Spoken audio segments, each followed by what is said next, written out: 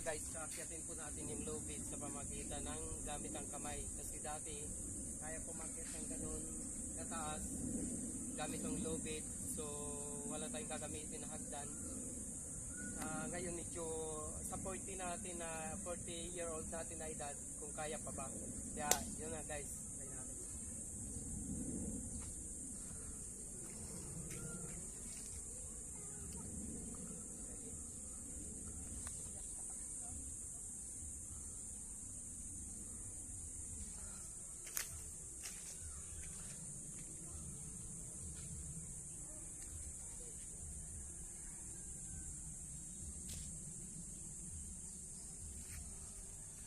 Yan po mga guys, kaya pa.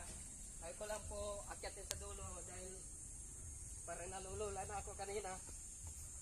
Nalulula na ako kanina dahil sabi ko baka maputol yung puno. Kaya yun po, kaya pa mga guys sa 40-year-old po natin, sa edad natin ngayon. Yun po.